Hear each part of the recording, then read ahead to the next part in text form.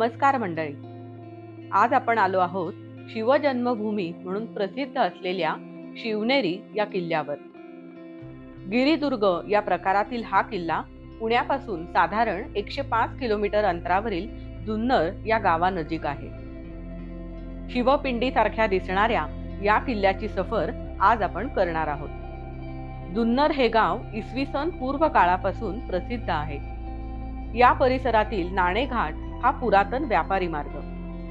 या मार्गावरून पूर्वी मोठ्या प्रमाणावर वाहतूक चालत असे. यावर नजर ठेवण्यासाठी ज्या दुर्गांची निर्मिती झाली त्यातीलच हा शिवनेरी किल्ला.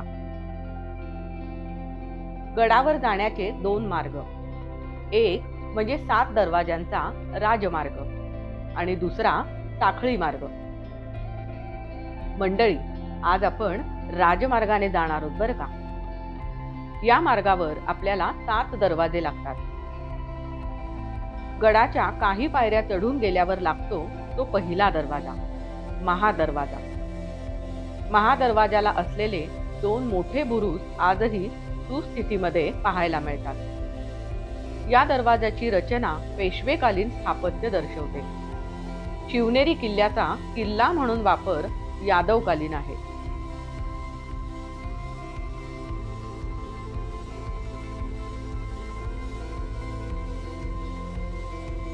बुरुजावरून दिसणारे जुन्नर परिसराचे हे विहंगम दृश्य.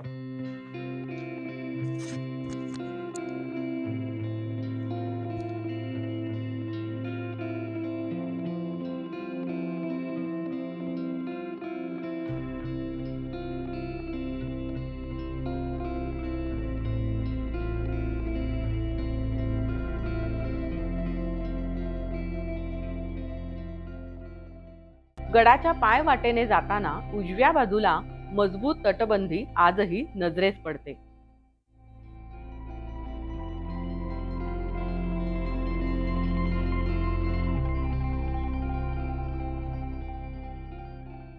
काही अंतरावर दिसतो तो गणेश दरवाजा. दरवाजाच्या मधोमध असणाऱ्या हत्तीच्या चिन्हामुळे या दरवाजाला गणेश दरवाजा असे नाव पडले असावे. दरवाजाचे स्थापत्य यादवकालीन आहे, परंतु यावरील 2 छोटे घुमट निजामशाहीचा अंमल दर्शवतात.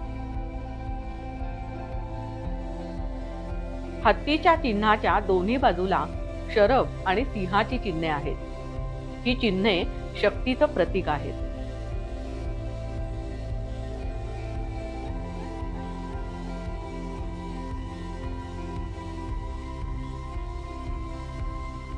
हा आहे निजामकालीन स्थापत्याचा उत्तम नमुना असलेला पिराता दरवाजा.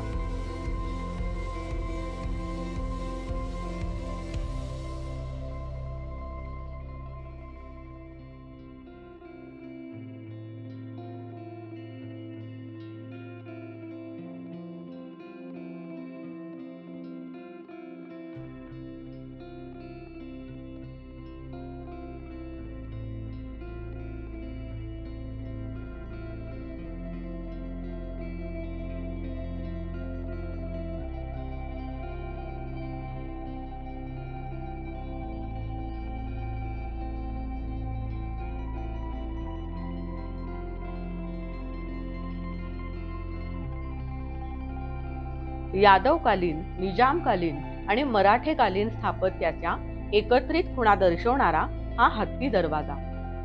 हा गडावरचा सर्वात विशाल आणि मजबूत दरवाजा आहे.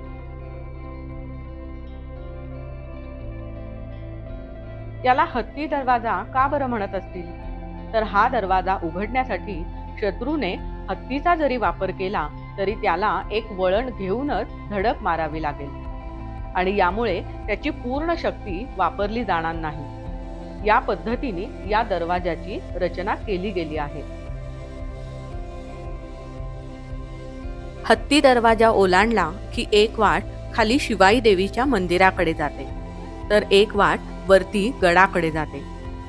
आपण खालच्या वाटेने जाऊन शिवाई देवीचे दर्शन घेऊयात. शिवाई दरवाजामधून आत गेलो की देवीचे प्राचीन मंदिर बघावयास मिळते.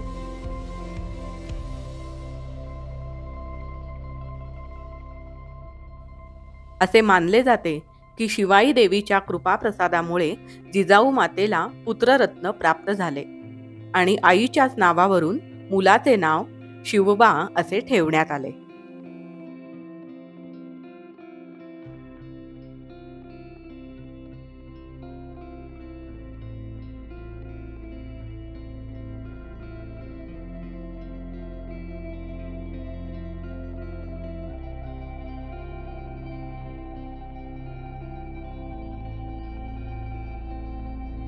हा आहे मेणा दरवाजा.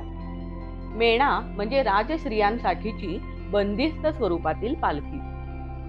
या दरवाजापर्यंत राजश्रिया चालत येत असत आणि त्यानंतर मेण्यातून त्यांचा पुढील प्रवास होत असे. या दरवाजाच्या उजव्या बाजूला मेणा ठेवण्याची जागा आणि डावीकडे पालखी ठेवण्याची जागा आजही दिसते. या दरवाजाचे स्थापत्य हे यादवकालीन आहे. हा आहे गडाचा अखेरचा दरवाजा, कुलूप दरवाजा. सूर्यास्तानंतर हा दरवाजा बंद केला जाईल. त्यानंतर कोणासही खाली किंवा वर जाण्याची परवानगी नसेल.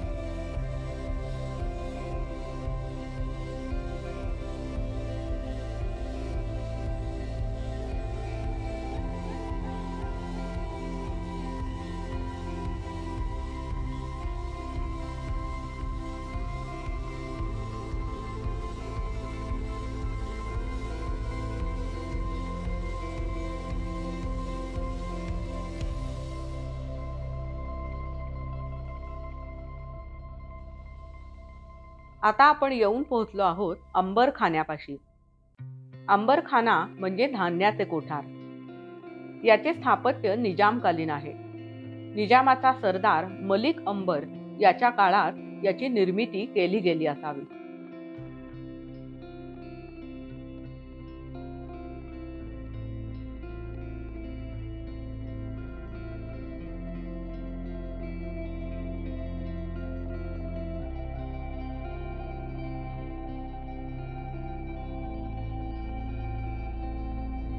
पाचशे ते 600 जणांना साधारण 5 वर्ष धान्य पुरेल एवढं धान्य या कोठारामध्ये साठवण्याची क्षमता आहे. छताला असलेल्या या मोठ्या भोकांमधून धान्य आत ओतले जायचे. या अंबरखान्याची रचना अशा पद्धतीने केली होती की पावसाचे पाणी आत येणार नाही, पण व्हेंटिलेशन मात्र छान राहील.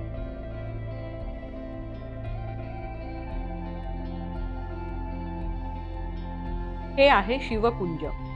1960च्या दरम्यान या वास्तूची निर्मिती झाली आहे. शिवजन्माच्या वेळी याच वास्तूत मोठा सोहळा साजरा होतो. बाल शिवाजी आणि जिजाऊ यांचा पंचधातूचा पुतळा इथे पाहायला मिळतो.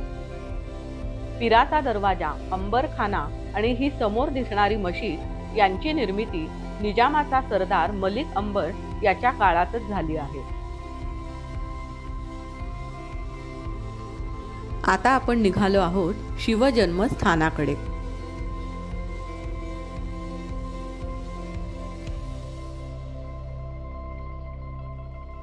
वाटेत आपल्याला लागते हे प्राचीन न्हाणीघर.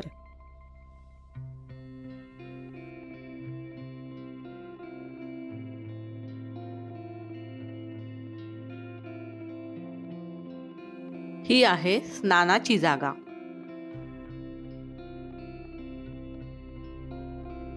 बऱ्यापैकी सुस्थितीमध्ये असलेले हे एकमेव न्हाणीघर. या परिसरामध्ये अर्धवट अवस्थेत अनेक न्हाणीघरे पाहायला मिळतात.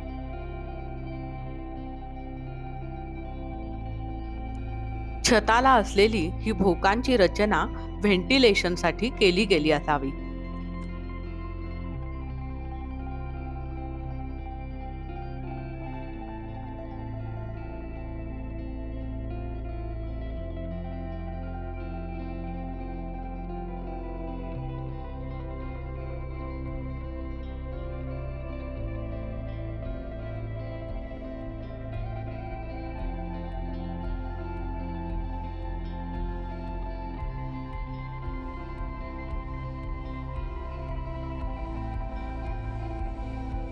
मराठी साम्राज्याचे संस्थापक छत्रपती शिवाजी महाराजांचा जन्म 19 फेब्रुवारी 1630 रोजी शिवनेरी किल्ल्यावर झाला होता.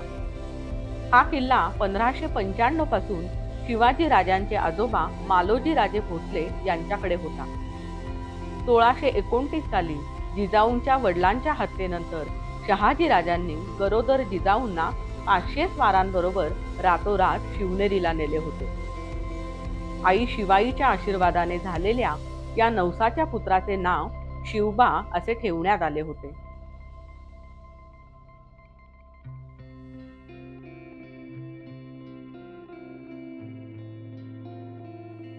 बाळंतिणीच्या खोलीच्या वरील बांधकाम हे बऱ्यापैकी अलीकडच्या काळातील आहे.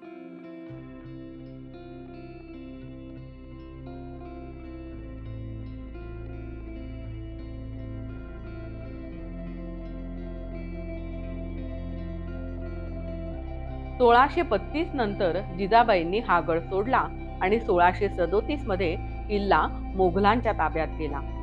असे मानले जाते की छत्रपतींच्या कार्यकाळामध्ये हा किल्ला स्वराज्यामध्ये नव्हता. पुढे 1716 मध्ये शाहू महाराजांनी हा किल्ला मराठेशाहीत आणला आणि पेशवाईकडे हस्तांतरित केला. हा आहे बदामी तलाव. गडाच्या मध्यभागी हा तलाव आहे. पाण्याची पातळी मोजण्यासाठी मधोमध एक खांब दिसून येतो. या तलावात 2 कमानी असलेल्या देवड्या सुद्धा आहेत. गडावरच्या पिण्याच्या पाण्याची व्यवस्था येथून होत असावी. आता आपण निघालो आहोत गडावरील अखेरच्या स्थानाकडे, कडेलोटाकडे.